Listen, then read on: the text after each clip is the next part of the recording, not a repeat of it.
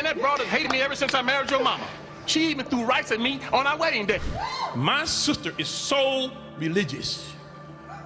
I'm talking, I ain't never seen him. I hope she get to heaven. Please let her get to heaven. All of them back then had people that you didn't know that had them. Was tooting that coat, trying to get some energy. What really happened to John Witherspoon? The famous actor and comedian passed away 6 years ago, but now his family is speaking out. Were the rumors true? Fans have been asking questions for years, and the truth is finally coming out. So I had to sit in the room for 30 days and was broke and have no money. Wow. I called people in Detroit to send me some money. People get real funny telling me, you want you to send me some money. Right. Huh? What? It's a bad connection. Bad connection. Click. Did he hide something before his death? His family's recent statements have shocked many people. What did they reveal? Let's take a closer look at this heartbreaking story. So you were actually born in Detroit. Detroit, yeah. Okay. One of 11 children. 11 kids. Your parents got 9 busy. boys and 2 girls. John Witherspoon was one of those names everyone knew, especially if you loved comedy. He became famous for his role as Ice Cube's dad in the Friday movie series. Many people also remember him for his voice work in the Boondocks and for his long career in stand-up comedy. Are you kidding? I'm having a great time. Woo! Hey, little girl, stop tickling me. You little sweet thing got them pretty eyes. John Witherspoon, his granddad. What's up? What's happening? What's happening? But despite all the laughter he gave us, there's a side of John's story that's really sad. Witherspoon used to say he was raggedy broke when he was coming up. He didn't have much money, but he kept going. When he got money later in life, he made sure to enjoy it. He liked to buy nice things for himself. When you're broke, money is, you know, talking about love and affection. That's some bull.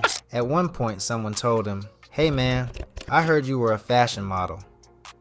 John laughed and said, Yeah, I tried that." When he left Detroit, he went to New York first. He wanted to be a fashion model. He had done some modeling work in Detroit, so he thought he could do it in New York. But when he got there, he realized everyone looked better than him. He joked about how people in Detroit thought he was handsome, but in New York, they looked down on him. He was about 5'11", while the other models were much taller. He also had an afro that hadn't been trimmed in months, and he was missing some teeth. Moving from Detroit to New York was a big change for him. In Detroit, he had a whole Cadillac. But in New York, people dressed differently, wore different hairstyles, and carried themselves in a different way. Some people even told him he needed to work on his grooming. He didn't understand at first. He thought he was already clean. He joked that when he needed a haircut, he would do it himself, but sometimes he would mess it up and have to cover mistakes with shoe polish. After New York, he moved to Los Angeles. But before that, back in Detroit, he had taken acting classes. Once a year, the class put on a comedy show. John had never done comedy before, but they asked him to try. He didn't know what to do, so he started doing impressions. He imitated President Lyndon Johnson and singer Johnny Mathis. To his surprise, the audience loved it. He got a standing ovation. Very, very funny. And they died laughing.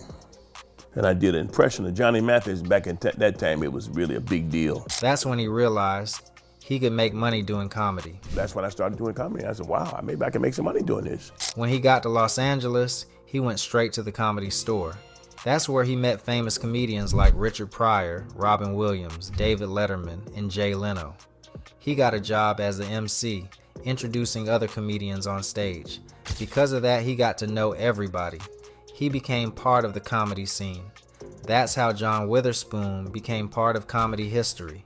All of them back then had people that you didn't know that had them. Was tooting that coat, trying to get some energy, you know? Now behind the jokes, John, he had real experiences that shaped his life. In an interview, he talked about his time around drugs. John said he never got deep into drugs like some people around him. He saw people freebasing, which is smoking cocaine, but he never joined them. He also never bought a prepaid car because he couldn't afford it. One time he bought some cocaine for $400, but it wasn't for him. He worked for Coca-Cola for a while and joked that he only liked Coke in a bottle, not in powder form. He didn't want to get addicted. He shared a funny story about someone trying to take his cocaine. A man reached into his bottle and took half of it. John was shocked and said, "That's a robbery." He compared it to a vacuum cleaner sucking up his money. That moment made him realize that drugs were a waste of money. John admitted he tried cocaine a couple of times, but it wasn't for him. It was too expensive. He would rather spend his money on something useful, like fixing his car or buying a TV. He said he enjoyed free drinks at the bar more than anything. A little whiskey or wine was enough for him. He also smoked weed sometimes, but it made him paranoid, so he didn't do it often. Back in the day, people used to take Quaaludes, a strong drug that made people very relaxed. But John didn't want to be out of his mind. He had to perform on stage and couldn't afford to slur his words. He saw others struggle with addiction, and he didn't want to end up like them. John also dealt with hard times. He had been broke, mad, and even depressed, but he never thought about hurting himself. Instead of doing something crazy, he would visit a pretty girl, have dinner, and complain about his problems. That always made him feel better. When you're broke, money is, talking about love and affection. That's some bull. But Hollywood is not always a smooth ride. Many people think being famous means you are rich and never struggle, but that is not true. John Witherspoon, for example, had his fair share of money problems. And not just before he became famous, even when people thought he was doing great, he was barely making enough to get by. He once said, "I had to pay my rent. I didn't care what it was. If it was $5,000, I paid it." He made sure to pay his rent 6 months ahead, so even if he was broke, he would always have a place to sleep. That just shows how tough things can be even for a well-known actor. Boy, bring your ass off up in here. What you talking about? You wait till I come out. I smelt your shit for 22 years. Now you can't smell mine for 5 minutes. One of the biggest examples of Hollywood underpaying actors was the movie Friday. This movie is a classic. It is in almost everyone's top 5 favorite movies. But the truth is, the actors were paid very little. The budget for the movie was only $2 million. And guess how much the main actors got paid? Just $5,000 each. That's right, only $5,000 for a movie that went on to become a huge success. You got knocked up, man. Give me my gun, money. At first, the producers thought the movie would fail. Ice Cube, who wrote and starred in it, was even thinking of paying for it himself. But New Line Cinema convinced him not to, saying, "If we lose $2 million, we'll just take the hit." Well, guess what? The movie made over $300 million. That's a massive profit. But Hollywood doesn't work like regular jobs. Nobody came back and said, "Hey, we made a lot of money, let's give the actors a bonus." That just doesn't happen in Hollywood. Thankfully, things got better for John Witherspoon when they made Next Friday in the year 2000. The first movie was such a hit that a sequel was a sure thing, and this time John got paid a lot more. He said, "I got $400,000 for the second one." Now that's a big difference from $5,000. It shows that sometimes, even when you start off getting underpaid, things can turn around if you stick with it. But John Witherspoon kept working hard, and eventually he got paid what he was worth. Despite his talent, Witherspoon often found himself in supporting roles, which meant he didn't get the main parts in movies. Many actors dream of having a lead role in a film because it can bring a lot of recognition, but Witherspoon was often given smaller parts that didn't allow him to show everything he could do as an actor. In these supporting roles, he could be funny, but his chance to show other sides of his acting ability was limited. Hollywood, like many industries, sometimes puts actors in boxes, giving them similar types of roles over and over. For Witherspoon, this meant he often played comedic characters and not the dramatic or serious roles he might have wanted to try. I cook better than you. You can't. My dick is bigger than yours. It was cold that night. This typecasting may have kept him from exploring his full range as an actor, and it could have hurt his chances of being noticed for different kinds of acting. Hollywood can be tough for many actors, especially when they don't get the roles they dream of.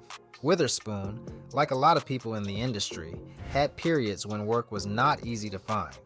There were times when he had to struggle financially because acting roles were scarce. Not every actor gets consistent work, and sometimes even talented actors like Witherspoon face a long wait between jobs. This uncertainty can be hard to deal with. Actors don't always know when their next paycheck will come, and this can make life difficult. Despite his skill and years of experience, Witherspoon still had to face times when he wasn't working as much, just like many others in the entertainment industry. Broke and have no money. Wow. I call people in Detroit to send me some money. People get real funny when they... Even though Witherspoon had a long career in Hollywood and appeared in a lot of films and TV shows, he didn't receive many big awards or nominations. Many people believe this was unfair. Awards are a way for the industry to recognize an actor's work, but Witherspoon didn't get the big prizes that his fans and colleagues felt he deserved. It's common for actors who work in comedy to sometimes be overlooked for major awards. Comedy can be seen as less serious than drama, so actors who specialize in making people laugh often don't get the same recognition. Witherspoon's career was full of successful roles, but without awards or major nominations, it might have seemed like his work wasn't fully appreciated by the industry. This can be frustrating for any actor who has worked hard and made important contributions to their field. In 2008, John Witherspoon shared a story about his sister, Dr. Gertrude Stacks, during one of his stand-up shows. He talked about how his sister was the most religious person he had ever met. Witherspoon said that she would even try to scare him into going to church with her. He remembered how serious she was about her faith and how it was a big part of who she was. This moment in his show gave the audience a glimpse into the deep bond he had with his sister. My sister is so religious. I'm talking, I ain't never seen it. I hope she get to heaven. Please let her get to heaven. Sadly, many people were shocked to hear that Dr. Gertrude Mother Stacks had passed away. She died just 12 days after celebrating her 77th birthday. For Witherspoon, this was a heartbreaking loss. His sister was not just family to him, but also a role model because of her strong faith and love for life. Losing a loved one is never easy, and Witherspoon felt the pain of losing someone who meant so much to him. His sister, Dr. Stacks, was a woman who had a lasting impact on him.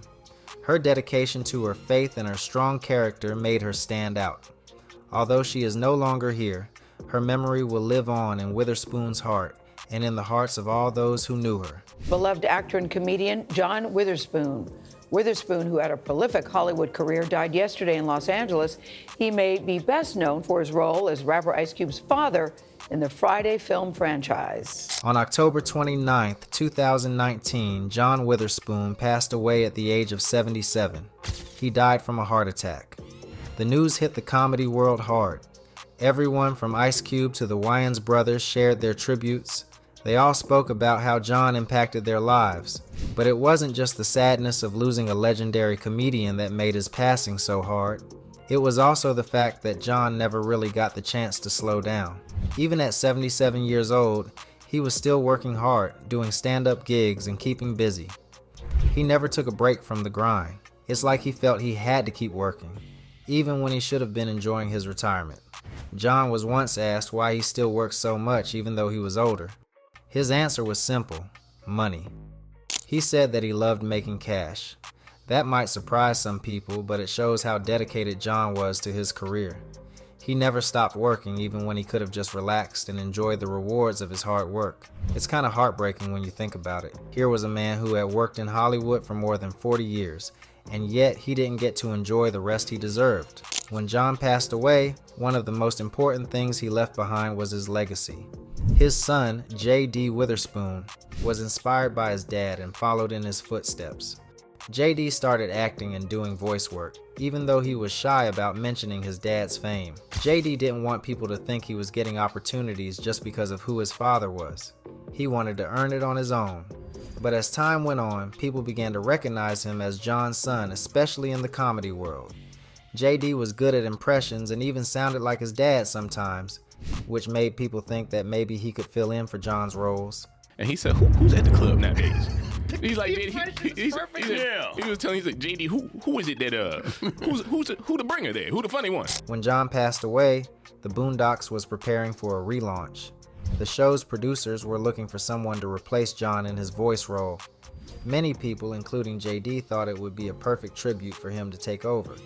After all, he sounded just like his dad, and he was eager to follow in his footsteps. But here's where things took a turn. Now, I might not be the toughest dude, but I know I can kick an Apple worker's okay? The producers didn't see it that way. JD went to the casting call, ready to prove himself, but they didn't seem interested. The casting director told him, first time in front of the mic? JD was surprised. He thought his resume should have spoken for itself, but it seemed like they didn't even know who he was. It turns out that they had already decided to go with someone else, even though JD had the skills to do the job. It hurt JD, especially since the show was still fresh after his dad's death. It seemed like a missed opportunity, but that's the way Hollywood works sometimes. Things can be cold and cutthroat even when you're related to a famous person. JD later shared how they reached out to other actors just days after John's death, which made the situation even more painful. John Witherspoon will always be remembered for his humor. He was the man who could take a simple line and turn it into something that made us all laugh. Who could forget his iconic catchphrases? His most famous line, "Bang Bang," will forever be linked to his role in Friday. John's comedic talent was unmatched. Even though he didn't become one of the richest stars in Hollywood, his influence was huge. His net worth at the time of his death was reported to be around $4 million. While $4 million is still a lot of money, it wasn't exactly what you might expect for someone with such a long and successful career. Considering how many people knew him and how much he made people laugh, you might think he would be worth more. But the reality is, John wasn't making as much money as people thought. Now let's talk about his career. In the beginning of his career, Witherspoon had small roles in different TV shows. His first appearance was on a show called Barnaby Jones, where he played a camp counselor helping young people who had problems with drugs. After that, he appeared in other popular shows like Good Times, What's Happening, and The Incredible Hulk. These early roles helped him get noticed by more people in the TV industry. As time went on, Witherspoon got more chances to be on TV. He became a regular on The Richard Pryor Show, a comedy show that was very famous. This role led to another important appearance on WKRP in Cincinnati, where he played a detective in a special episode. He also had a small role on Hill Street Blues, a police drama, where he tried to buy a hot dog from a detective who was working undercover. These roles showed his ability to play different types of characters. Witherspoon's career grew even more when he joined the cast of L.A. Law, a legal drama. He also appeared in the show You Again and made guest appearances on 227, a comedy about women living in a mostly black apartment complex. He also played in What's Happening Now, a show that continued the story from What's Happening. These roles helped him become more popular in the TV world. Later, Witherspoon was in Amen, a sitcom about a church, where he played a bailiff. This show had a mostly black cast and became popular in the 80s. He then appeared on other TV shows like Townsend Television, Cosmic Slop, and Was the Case. These shows were known for being a bit different from the usual, and Witherspoon's roles were always memorable. His biggest TV role came when he played Pops, the father, on the Wayans Brothers, a show about two brothers, which became a big hit for several years. Yeah, man, that broad has hated me ever since I married your mama. She even threw rice at me on our wedding day. Witherspoon was part of a kids' TV show called Waynehead. It was about a boy growing up poor in Harlem, New York. The show was based on the life of Damon Wayans, the person who created it. It aired on Saturday mornings, and children loved watching it. Witherspoon played a role that was close to Wayan's own life, showing how tough life could be for the boy in the show. It was one of the first big roles that helped Witherspoon become more popular. Talking about Mick Jagger and the Rolling Stones are still out there making that paper. Later on, Witherspoon appeared on a reality show called Last Comic Standing. In this show, comedians competed to see who was the best. The winner got a contract and a big chance to grow their career. He also made a special appearance on a TV show called The Proud Family. On this show, he played Orrin Jones in an episode about babysitting.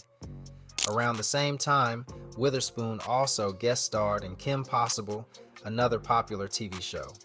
He was also a regular on a comedy series called The Tracy Morgan Show, where he played a character named Spoon.